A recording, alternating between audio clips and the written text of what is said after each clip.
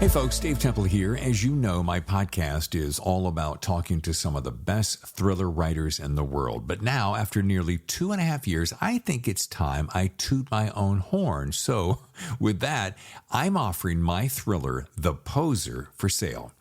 This thriller stars Hollywood detective Patricia Pat Norelli, a rookie cop working the overnight beat when one of Hollywood's biggest stars is found dead in her Hollywood Hills home. The only problem, the star just won an Oscar and is found dead only hours later. Now, Pat sees this as a way to forge her own path and muscles her way into the case. Soon, she and partner Detective Stuart Brown find themselves deep inside a complex case with more questions than answers and a ghost of a killer. Now, this isn't my first self-published book, but it's the first one I'm very confident you're going to like. I'm pretty proud of it. And for the rest of this month, you can get the ebook for only $5.95 or the paperback for $13.95.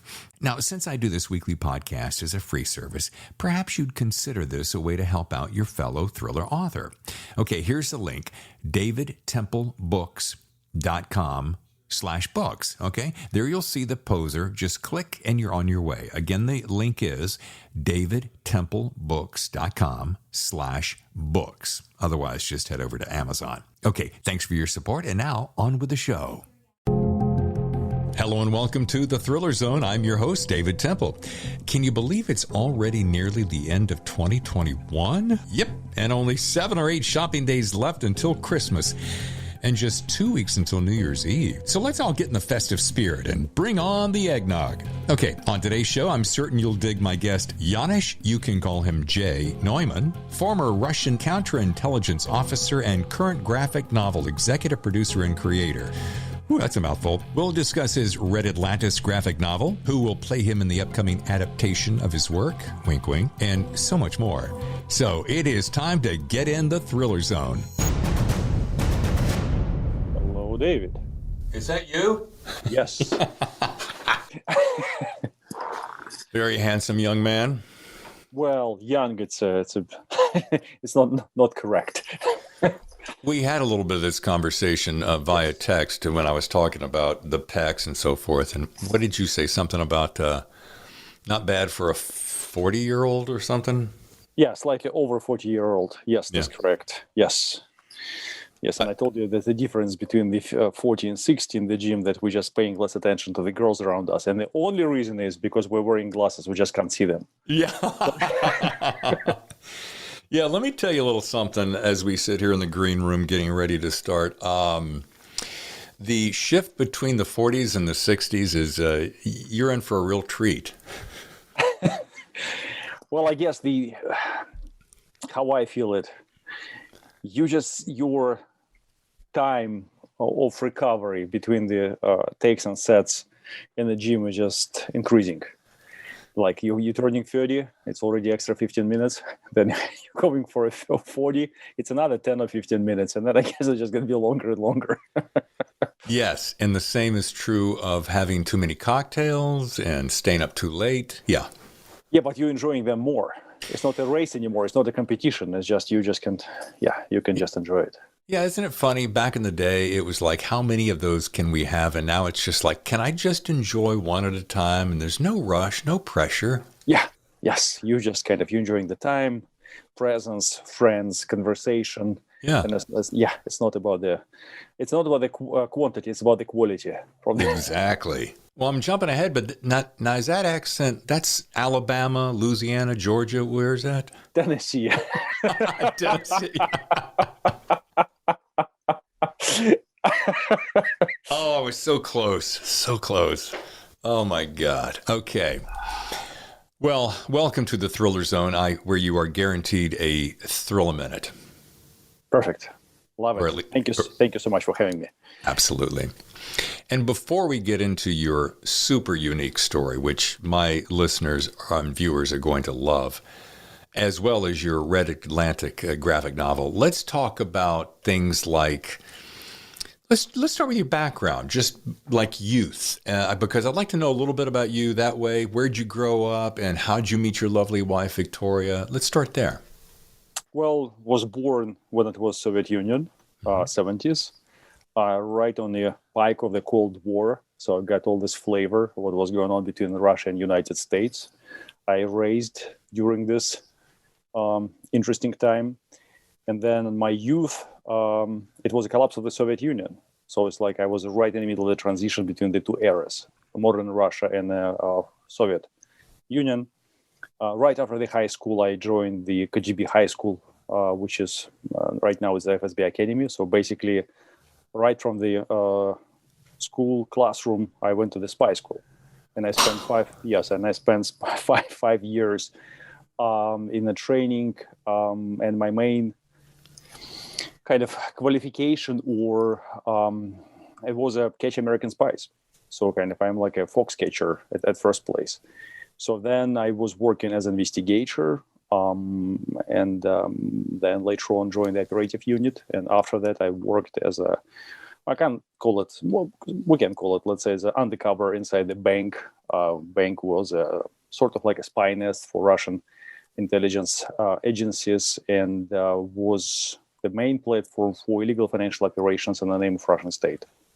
After that, it's multi-billion-dollar operations, and you guys most likely read about it, about the Deutsche Bank and such. And then later on, I left Russia due to some circumstances. And from this moment, I was helping United States agencies and their allies on international money laundering, money legalization, and unusual crimes for about 5-6 years.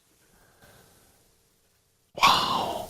I mean, as a child, did you think, you know what, I want to grow up to be a spy? A lot of guys in this country, I want to grow up to be a baseball player, an astronaut. I don't know how many people go, yeah, I want to be a spy and hunt down the bad guys. Well, I never thought I want to be a spy. It was not the path I want to go at first place. Even like realistically, my whole family was involved in this type of business. But in people around us as well, because family and then family, friends and connections. But I thought I maybe want to be like an engineer, or I want to be maybe a journalist. I actually was in art school before. At the same time when I was in normal school, I was in art school as well. So that's maybe it was one of the ways where I want to go. So maybe be an artist.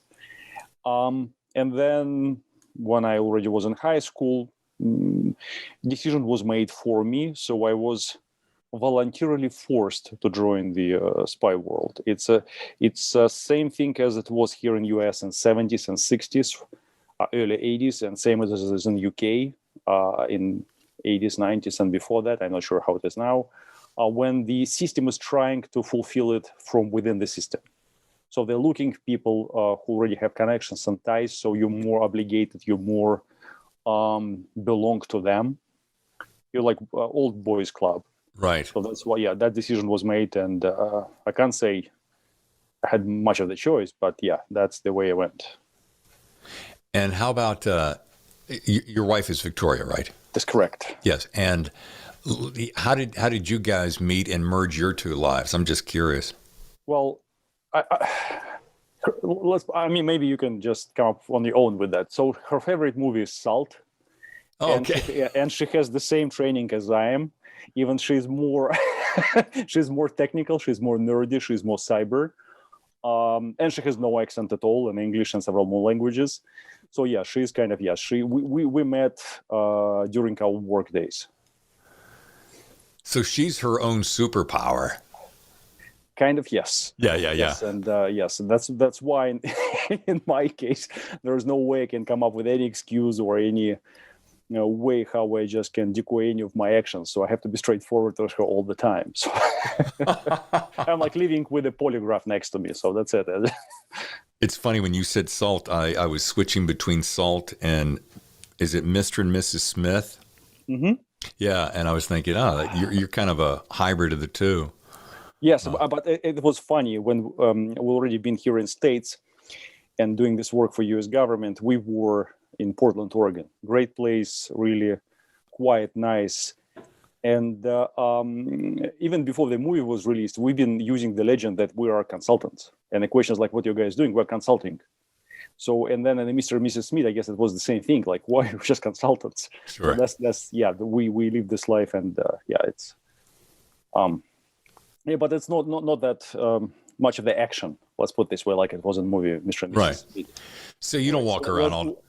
Go ahead. Yeah, less glamorous. It's more normal, quiet life. Yes. Got it. You don't have an AK-47 up underneath your arm. No. Yeah. I wish, but no. Sometimes I wish, but no. Hey, by the way, side note, I see I was, as you know, I was lurching in the shadows on LinkedIn this morning, and I see that we share a mutual connection. I don't know if you guys are friends, but David McCloskey. Yes, I do know him, and we are connected, put it this way. Yeah. Have you read his book, Damascus Station? Not yet. I'm going to. I'm just still waiting for it. So I guess David and I, we had a deal. I'm going to send him my Red Atlantis and Almost American, and I'm supposed to receive from him his book. So that's, but I'm just waiting on him. Yeah. So let me just officially throw the stone to him, to his Dallas location or wherever. Right. He was an exceptional interview, and I'm working on a top 10 story for the end of the year, and I think that book may make the top 10. It was just a page turner. Wow. Yes, I'm going to check it. Yes, I spoke with him several times. We connected. I need to get his book. So that's my must have list, at least for next several months. I'm watching this little grin behind your face, and I'm like, what is he hiding? What's the ulterior message there? Where? I mean, this one, the small one? This is No. museum. No, which, left, right? Where? Yeah, no, I was talking about your face, but I do see the, I ripped through your graphic novels. Let's go ahead and jump into this because I do want to know how your professional background influenced the making of Almost American, these graphic novels. I've always been a graphic novel fan, and it's interesting, and we'll go all over the place on this, but I was looking at the different, and I should be able to pull them up here, but I'll bring it up on the screen. There's a couple of different styles. Does that reflect visiting artists or various episodes? Artists. It's all about, I mean, if Almost American, the cover pages itself, I think they're phenomenal at first place, and Russ Wooten made a really great job. His goal was to catch this atmosphere, this taste for the competition within Russia and United States, and also he knows that I'm a big fan of like classic times, let's say 60s, 70s, and that's why he was going like directly. He tried to catch this atmosphere and these images from it, and I think he nailed it. So he's there. Because I have issue 1 has several different colors, one of even mosaics, so it's really right on. And Almost American, it's a biopic story, put it this way. So it's basically Victoria's and my life journey. It's our life. It started in Dominican Republic with flashbacks to Russia, and then what was happening here in States. Of course, it is a compressed version. And it's only about, it covers about 15 to 14 years of our life. Also, great thing about the Almost American that the writer, Ron Martz, he's a friend of ours. He's a former journalist. So he was a journalist himself. He knows how to work with live material. He's not just a creator. He's not just a great comic writer, but he's the guy who knows how to work with real stories, how to transform some facts and some narrative into something really, really cool. And then, of course, artist, it was a really hard choice because Aftershock gave us a list of the writers, artists with whom we potentially can work and copyright. And Ron's and our choice was Marco Castellio. He's phenomenal. So idea was to make the story kind of as a comic book, by all means, but at the same time to have this feeling of it's a life story, it's real people. So I guess Marco, he was able to execute it. And they, small sneak peek, in issue 5, there will be about 7 people from real life who signed the image release form, and they will be portrayed in issue 5. They're a friend of ours. There are some my attorneys, my legal team, and my really close friends, and they will be in issue 5 of Almost American. And they've got some notes, of course, from Victoria and I. I told them, don't make me so masculine, don't make me like a super hero type, which they unfortunately did. So now to the book presentation, I have to catch the gym and I have to be in the same shape as my character, which is not that easy. So yeah, I mean, Almost American is it's really interesting story. I was going to say you can't have the graphic novel making you this super buff dude, and then you show up to your pitches and like, where'd the guns go? Where'd the beautiful chest go? Yeah. The COVID. I mean, I have a great explanation right now. COVID. I was not able to go to the gym. I was staying at home, so no big muscles. I have to I dropped it all. There you go. And just a side note that the issue 1 was released back in September, if I'm correct. 2 was in October, 3 in November, and then 4 and 5 are coming soon, is all I know. I don't know. 4 is coming in December. I'm not sure which date it is, but 5 supposed to be released January 25th. Gotcha. Okay. I didn't know.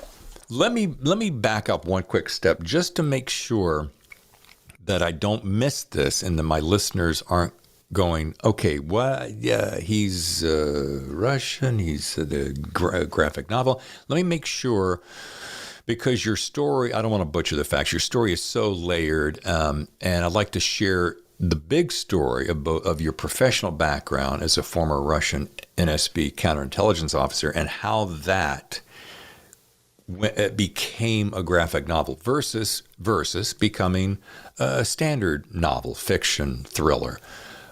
Why a graphic novel? I noticed you mentioned your love of art, so I have to believe there's an influence of that. So let's start there, just to be sure I'm really crystal clear. We thought to go the classic way, let's say the normal way, just to make a book out of our story. We had several chats with the big publishers, and people been interested, and they're still interested, but they all been asking for a happy end. They need an American happy end. Story is supposed to end at some point, right? So it's supposed to be end of some journey and then beginning of the new life. In our case, it was not done yet in the moment when we've been talking to the publishers. So we had some uncertainty due to some issues which been created, unfortunately, by some US bureaucratic machine organization, which was not able to fulfill what they're supposed to do in the first place. So we decided, okay, maybe we should wait a bit, and then we can do the book a bit later, because we're still working on our story. I mean, I'm likely we're still alive, so which is good, and the stories keep going. It's not done yet. So we decided, okay, let's wait. And then a friend of mine, Rosh Schneiderman, he's a former editor of the Newsweek, reached out to me and said that, I mean, he spoke with his friends, publishers from Aftershock Media, and they're really interested to do the graphic novel based on your journey. We've been thinking about that, and we spoke with them. And I think that was the best way to bring our story like in a short, brief, and really visual format before we can do book, because that's why we decided to go with the graphic novel. So it's really unusual thing to do the life like biopic journey inside the graphic novel. It was more like an experiment, let's say, for them as well. Got it. Same as for us, but I think they nailed it. And also, Almost American itself is done as you look at the story, it's almost seems like a TV series. Mm-hmm. It's got a lot of cinematic in it. So all of this, on the arch itself, how the story is placed, it's all done based on our vision how potentially TV series or movie can be done. So yes, that's the that's the way it was created. That's why we decided to go this way. We're going to circle back around to that because I was talking to someone just recently, and I mentioned this probably quite too often, my background having been also involved in film, but I see every book, almost every book I read, I see as a movie, and I instantly begin to subconsciously break it down into a screenplay. And one of the things I loved about this graphic novel, besides the fact that I just dig graphic novels, it's so interesting how much story you can tell with just a single pane of graphic. There's one or two or multiple bubbles, and so you're reading the story, but that simple frame is almost as though it's telling an entire scene. It's not an actual, it's part of a scene because the scenes progress, but it infers so much that you don't have to read. And that's part of the reason I enjoy it. I mean, you wouldn't call them cartoons because a cartoon is flat and one-dimensional, and it doesn't do the same thing. I hope this makes sense. And I love the fact, back to an earlier comment you made, it has a flashback era feel about it. It doesn't feel like the modern day graphic novel. I feel like I've gone back in time. Yeah, and actually, that's one of the things which I really do love about the graphic novels. It's really visual. So you, in one page, it's about a chapter in a normal book. So that's how much art can tell you. Yeah. Art talks to you, and you have to use your own imagination. And art also gives you this ability. It's like in a movie. When you're watching the movie, if you really like it, if it's really well done, you're going to dive in it. And you're just watching this, and you're just part of what's going on the screen. In a graphic novel format, if it's really well done, it's the same thing. You are in it. Mm-hmm. This talks to you, and you have to not just only go through the line after line after line. No, you have to use your imagination. You are fully integrated into the process. And I guess they've been able to execute it in Almost American and Red Atlantis too. But we're going to talk about this later. Yeah. That's interesting because fully integrated, that's a great phrase, because you get lost in just one frame. And I find myself, I want to rush ahead to read the dialogue, and yet I find myself just really admiring the scene itself. So Red Atlantis graphic novel is what you call, I don't know where I read this, a shadow parallel reality. Explain that to me. Well, I mean, the story itself, Red Atlantis, it's interesting how it was created at first place. So my wife, it was in 2017, she was working, 17, 18, she was working on some intelligence research. And she was writing about what this could be, what are the possibilities of potential misinformation, disinformation campaigns in social media, how this could affect American audience and such. And at the same time, with my friends, I have two business partners down in California, in LA, Nicholas Litz and David Pavoni, both producers and writers. We've been working on a documentary TV series concept called RED X. It's about this crazy Soviet experiments from 1920s up to like 90s. It's similar to American program MK Ultra. So LSD, all this crazy mind reading stuff, all of this, it's sure. like nuclear punk type of experiments. And we try to kind of to make it as a TV series, a documentary ones. And one day, my wife, she asked me, like, what do I think about some notes she put on a paper? And I had both documents on my table, on my desk. And at some point, I just why we can't just merge it? Let's make something really cool out of it. Like, we can bring this real intelligence research and data and mix it with all these craziest stories from the Cold War era. And I started to work on it. And Red Atlantis was born, basically. And then my partner, Nicholas Litz, he joined me on the writing process. We created about 55-page manuscript as a Bible. We created this underworld, this parallel reality. Like, you have United States, you have Russia, and between them you have this hidden. We can't say it like deep state. It's more as a deep spy organization. It's called Red Atlantis. They are followers of this crazy idea that the whole world's supposed to be destroyed and new humanity should be born from the remains, like through the fire. More is like Trotsky ideas, put it this way, like crazy completely. And they have this network of the spies, sleeper cells all around the US and Western Europe. Their mothership is Russia, but only reason because it was really easy to take for them after the collapse of the Soviet Union. Like, they kept this agenda from 1920s and 30s. Then they've been purged, but they still exist in the shadow world, and then they appear again in the 90s. So we created this all, we put it on a paper. And that's how Red Atlantis actually was born. So we wrote it. We've got the pitch document. which was really torture for me when we've been cutting off all these crazy ideas and just try to compress them in 10-page document. And that was painful. I was fighting for every line. But we did it, and we submitted again to the Aftershock, and they almost immediately said, yes, let's do it. And they found us a writer. And then we started to work with Stephanie Phillips. She's a writer, she's amazing, and artists. Guys, just to make this story. Interesting thing about the Red Atlantis, we try to put as much as possible real scenarios, how this could be. Of course, we turn them into the sci-fi mode. It's like the X-Files, for example, or things like that. But at the same time, you can see there are lots of like real scenarios which could be there. Like, let's say, for example, book is starting from the attack of this Red Atlantis spies on operatives on the voting station in Texas. Mm-hmm. So it's reality, like how you can affect the election process. So you need to create some kind of a diversion, maybe some even bloody diversion, but still something. So we started from this moment. And then there is some protests. You can see what's going on in next to the FBI building. There are some assassinations. There are some chasing. And then FBI guys who are coming on the scene, and they have no idea what's going on. And they're really chasing the innocent person because they're just following the books, following the instructions, the rules. So there are lots of the real stuff from real life, from real experience. And also we use this power of the creator. Some of the, let's put it this way, some of the characters inside the story, they do have real prototypes.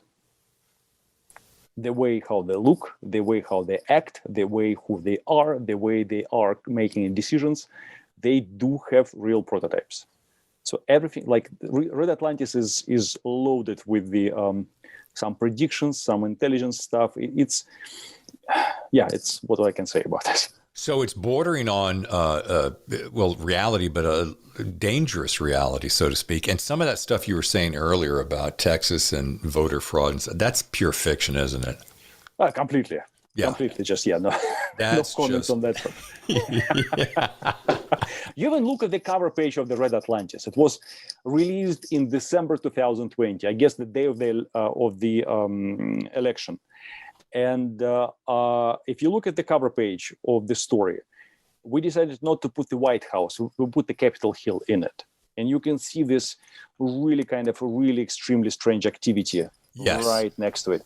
So, and then after what happened later on, we have I had a bunch of the messages from friends who've been asking, like, how did you know about what is coming? How did you know what could happen? But when we've been working on this, we try to create as a crazy scenario as possible what this could be. Like, what if stories and all these theories, conspiracy theories about the deep state, about this deep network of the foreign sleepers inside the unit is true? What if it's true? What if Soviets been able to achieve their dream of creating this spies with the paranormal abilities? What if it's true? What if it happens? So we've been. I'm here on a East Coast, and my friends guys on West Coast in LA, and we've been developing some stuff via normal Zoom calls. So we just have this conversation. And once it was really funny moment, we've been talking about how potentially we can attack the FBI building, how we can destroy some amount of people, how we just create some kind of a diversion, how we can avoid the surveillance and contra surveillance, and all these kind of crazy things. And I didn't notice, I was sitting in my headphones and I was speaking out loud to the camera, but I didn't notice that our neighbors, they've been on their deck with their family and friends, and they heard all of that. Oh. So, and they had no idea what I'm talking about. They didn't know that I'm writing the book. So they, like, when I turned after I was done, I closed my laptop and I turned on the back and I saw them. They just turned immediately outside, like on a different direction. They just decided like I not exist even. So that when the book was published 6 months after that, like released, I gave them a book and I explained what this was about. because they were shocked. Like people thought that we are planning some crazy things. They had no idea that we're working on a script or working on some kind of a crazy idea. No, they really thought that we are some kind of a bad guy. I'm not sure they reported me or not, but they thought we were crazy people. Well, I was waiting for you to tell me that, a dozen soldiers showed up in full gear, SWAT gear, and black head to toe with AK-47s coming at you. But that was not the case. That's hilarious. You really are living the dream. I mean, you're taking your background and your political leanings and your research and your security observation, your consultancy, and now you're weaving it into a medium that is acceptable to all people. I mean, it's really totally cool. I know it sounds ridiculous, but entertainment industry itself, it has less hypocrisy and it's more fair than work for the government. Because look, here's my view, my 5 cents. I've been working for both governments on both sides of the pond. In work for the government, everyone is saying you can't lie, you should say the truth all the time, we're doing the good things. Reality, is completely opposite from what they've been saying. In showbiz, it's all about the lies, it's about creating the bubble. It's part of the game, and you know it, and no one is trying to hide it. From this point of view, that's more fair business than work for the state, for the government, by all means. And it's big competition. It's hard. There are lots of people trying to achieve a lot of things. It's a lot of I'm not sure I can say this word, sort of bullshit in this industry too. Yeah, but reality is it's more fair, and it's more interesting, and it's more forgiving than any other business.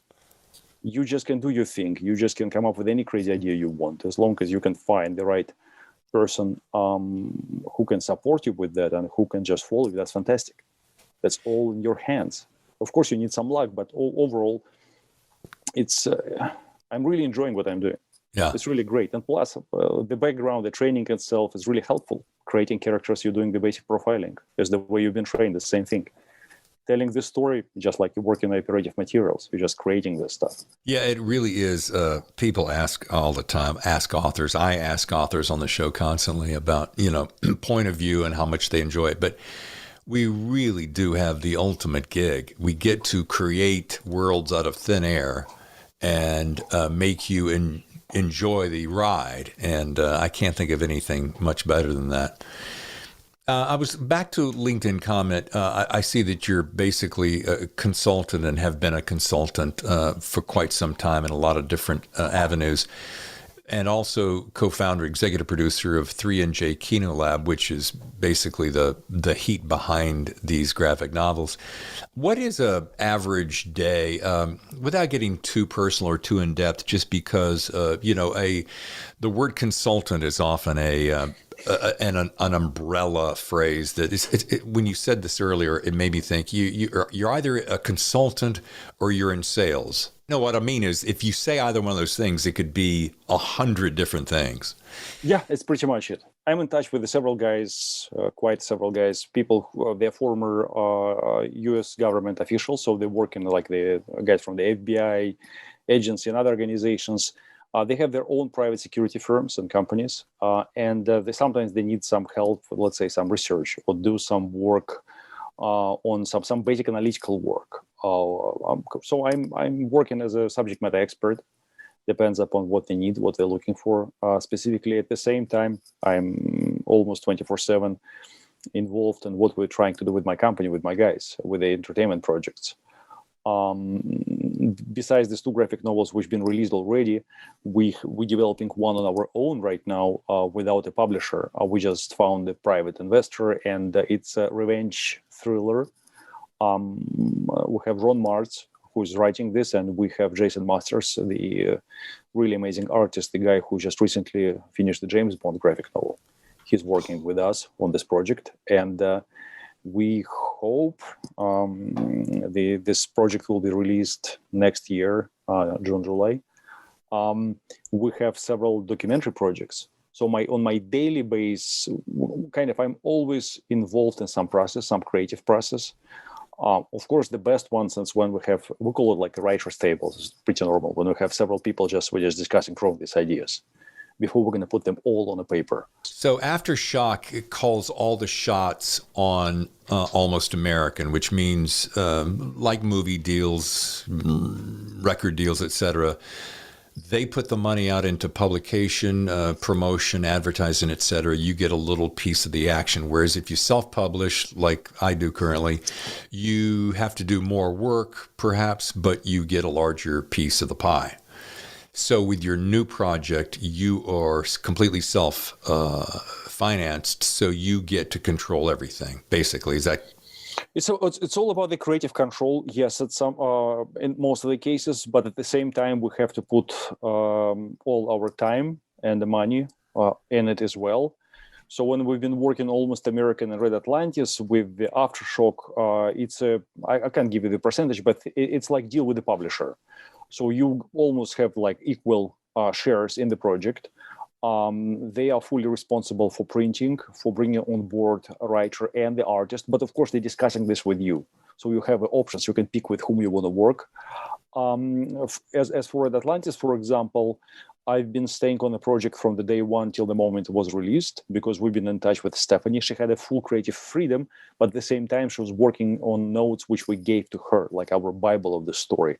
So as for the project we're working on right now with Ron and Jason, Ron is a writer. He has a freedom as well, but at the same time, we are fully involved in this creative process because it's our project, our idea, it's in our money on the line as well. Realistically, if we do Valhalla, when we release Valhalla, it will be 100% ours, except then you have to share lots of money with the Comixology, for example, or Diamond, which is not great, but it's the way it is. You're losing a lot because it's like a Comixology, it's Amazon. So, and you know the deals with Amazon. So you I know it well. Yeah. Well, and the distributor, same thing as well. So you're losing a lot just to be able to work with them. It's so funny because there is a point where you go, like this is going to be a little bit esoteric. If I'm going to build a house, I'm going to need concrete, wood, nails, etc., paint, If there are 10 vendors and each vendor has a sub-vendor and a sub-vendor, that markup continues to grow. Let's forget about the fact that there's shortages and all that other stuff. So you have so many hands in the particular pie. However, this is random, if you have your own forest, you have your own this, and you cut down your own trees and so forth, so that profit becomes more in your pocket.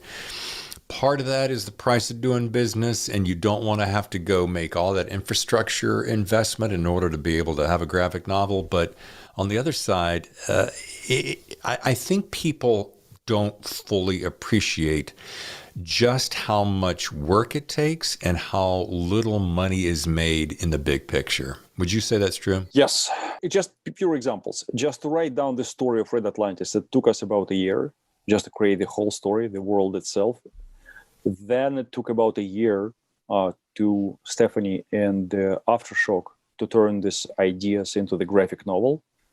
So it's 2 years of production or just nonstop work, and then it's another year to release it all. So from issue 1 to issue 5, plus the paperback edition, so 5 and 1, which was on sale right now at Barnes & Noble. It's about 2 years and 8 months. Total. So yeah, it's a lot of labor hours. It's a lot of money invested. And actually, it's a pretty big investment on financial part as well, just to make one book. So without the printing, it's about $85,000. Wow! Just to make a 100-page graphic novel. If you want to go in a high quality with the perfect artist, perfect writer, colorist, letterers, so that's a lot. My dog has figured out how to open the door with his paws, and I don't know how he did that. So I'm gonna have to handcuff him on shows from now on. Please forgive me for that interruption. No worries at all. So yeah, that's pretty expensive. So make one book without the print is pretty expensive process, and it's a long process as well, because you have to be careful, and precise with the details. If you want to choose the right artist and a writer, that's another hell of a ride. Because so many talented people around you, but you should be sure that they can really execute what you want to have. because you have your own vision in your head as a creator of the story. And with my partners, we spent several weeks just to pick the proper artist. I want to make sure I got that number right. You said would you say this is for a standard graphic novel, 100 pages or less, is $85,000? It's without print. It's without print. It all depends upon whom you want to have as a writer and the artist, because they have different grades and paychecks. If it's an A-list writer, A-list artist, then yes. If you want to go as big as possible, then it's really, really expensive. So this leads me to my next question, which is, I know this is a passion project. It's a love. You're a consultant over here. You're a graphic novel designer, executive producer. Do you think, and do you want to eventually get to a point where that's your sole, media is your sole energy? I think so, yes. And also graphic novels, our main goal is to make a deal on a movie and TV, which is, I guess, the holy grail for everyone who is doing the graphic novels, because that's the best way to do it. Also, graphic novels, it's really, graphic novel itself, if you look at this, it's already good to go pitch for movie and TV. It's all visual. Storyboard's already done. Yeah, that's all done. It's all in it. You can support it with the maybe 4-page story. Small deck explanation, like pitch, which is more than enough as well. The executive not going to read more than 4 pages, so you write on, and then the rest is visual. So yeah, we felt that, okay, we have so many crazy scripted ideas. What's the best way to do it? Just to write down it into the Bible, then do the pitch, and then maybe go and pitch around to the networks and spend another 20 years trying to sell it, which is most common situation, not going to work. So it's a lot of labor and almost no money. If you do the graphic novel, there's a possibility you can refund yourself because that's a product you already can put on the market. It's still something, and it's already secured IP, secured story, and it's ready to go. And most likely it's going to catch some attention. Maybe you have some fans and followers, people who love the story. So that's all, at some point, it's a money maker. It's some kind of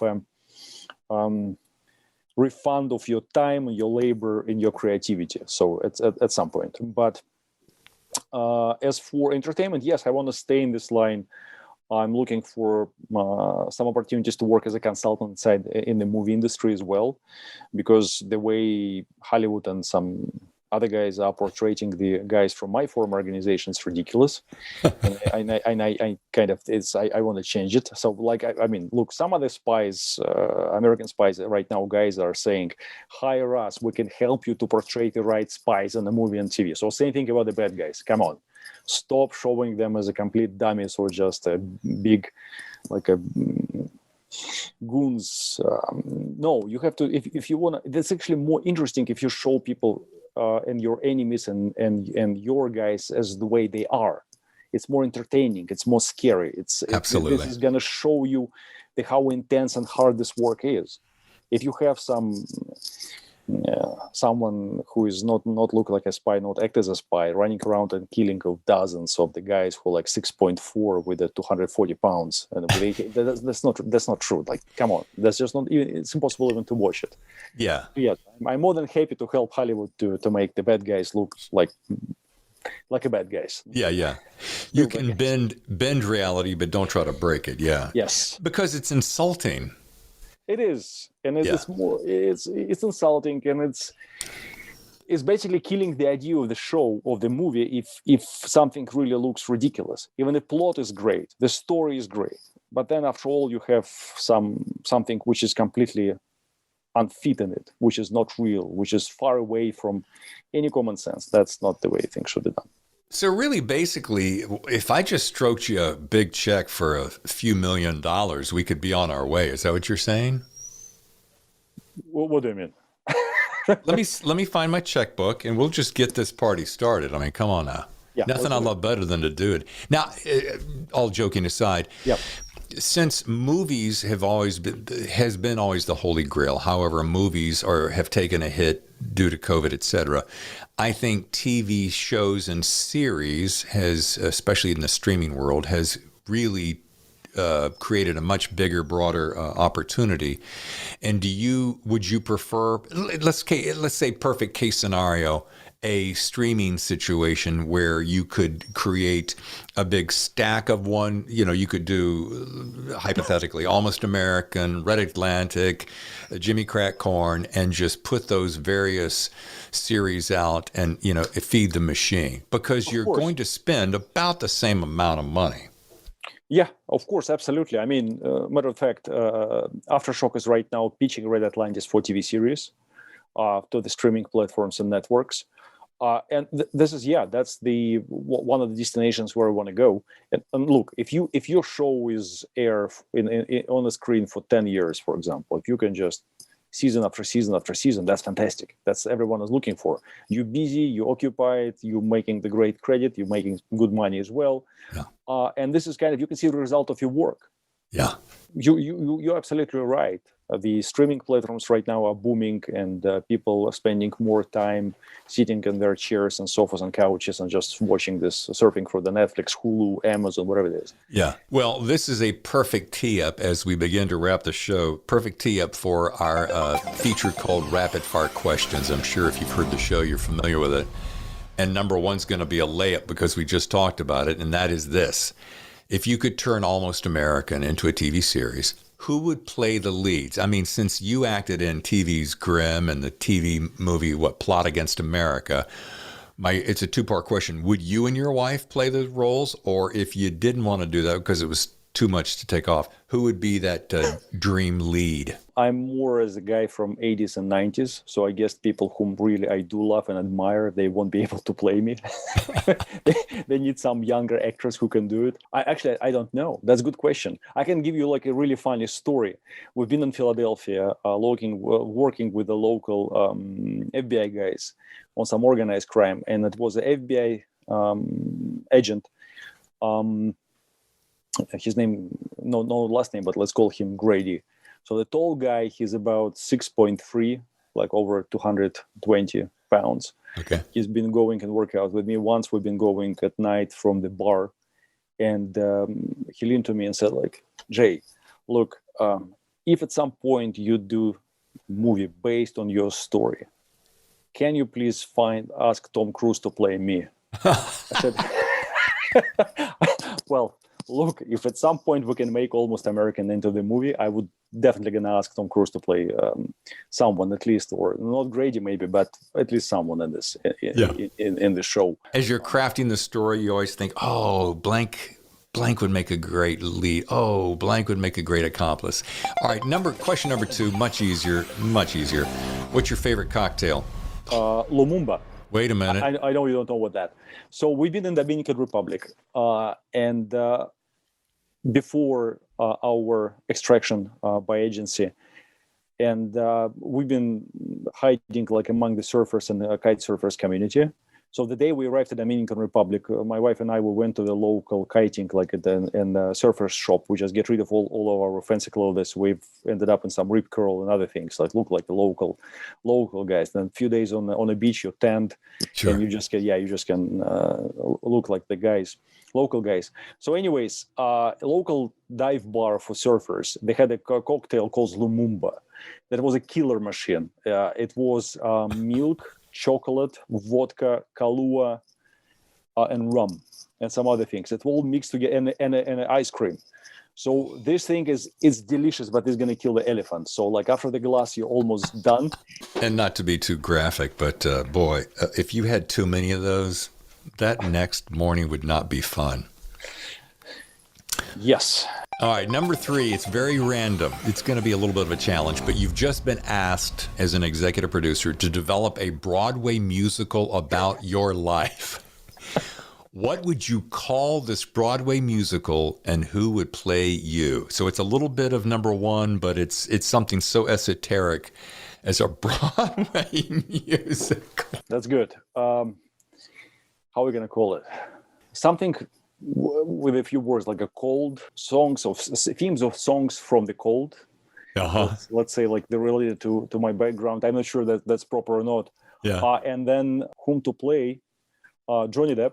I guess that's one of the best choices in this case. or Charlie Sheen. I guess that would be. I mean, he's one of my favorite actors ever.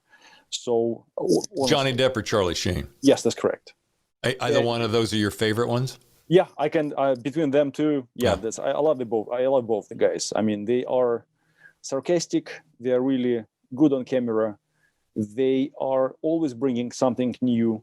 All right, last one. It's the last one, but it's a goodie. You and Victoria are joining my wife, Tammy, and I here in San Diego for a sit-down dinner. You get to invite 2 more people to round it out for 6. They can be living or dead, although they will be living at the party. Who would they be? You get to pick them, and why?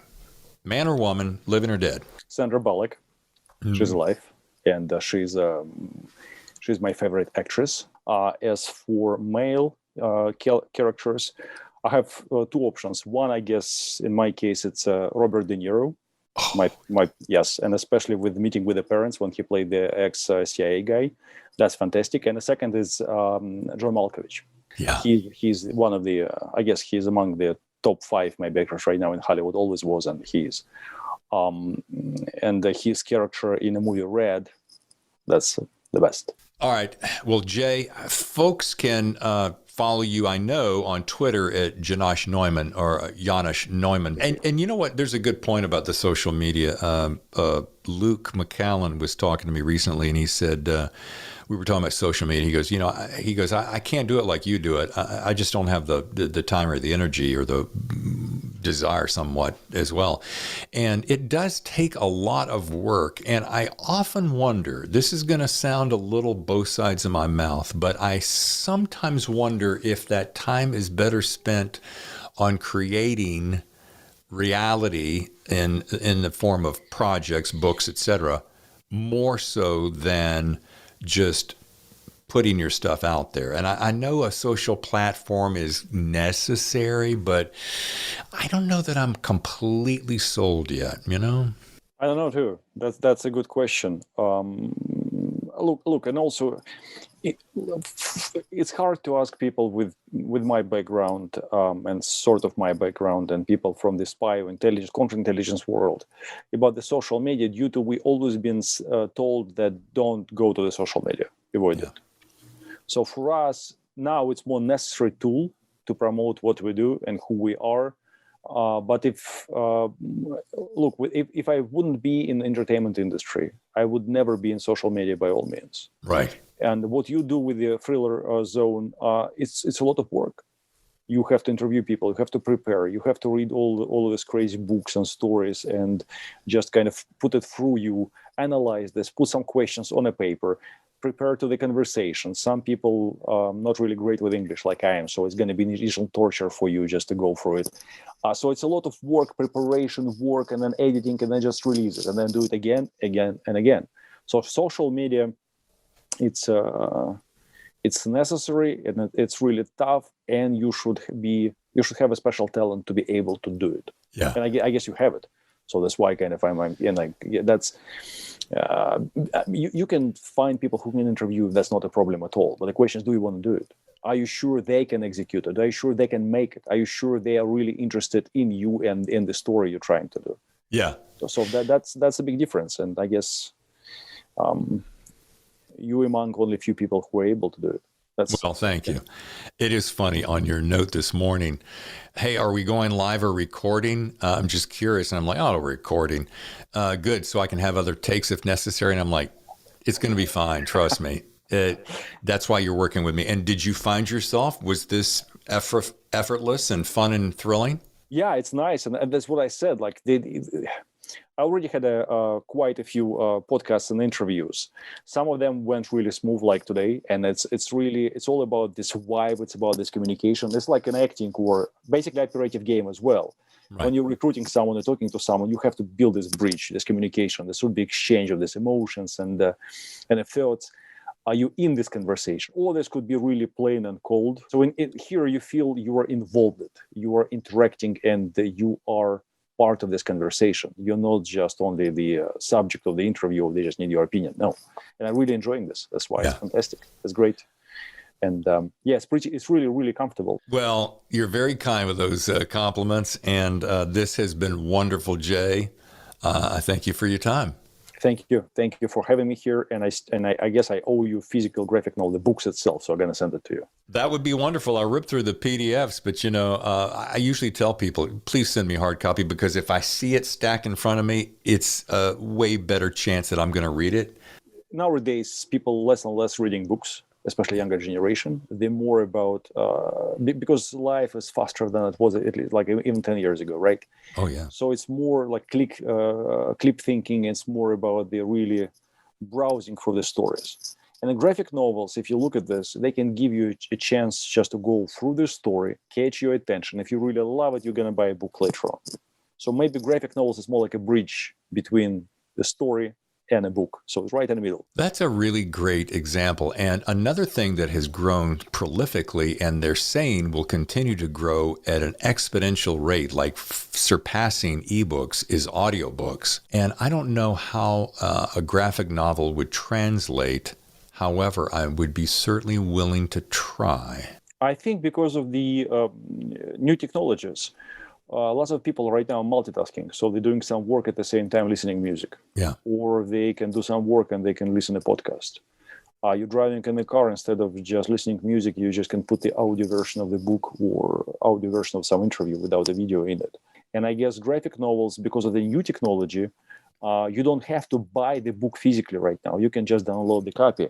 Right. You have high-resolution cell phones, tablets, computers, whatever, just name it. Yeah, you've given me a good idea. I'm going to reach out to more graphic novelists and have them on the show, because I can get through things twice the speed.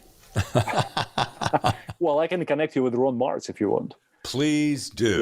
Yes, that's easy. I can do it. Ron would love to do it as well. All right, awesome. Well, Jay, I got to bounce to give you your time and get cutting on the show. But once again, it is Jay Neumann and the book, or a graphic novel, Almost American. And boy, I wish you huge success. I don't think you need big wishes, because I think it's going to happen, but I give it to you anyway. I hope. We need it. We all need it.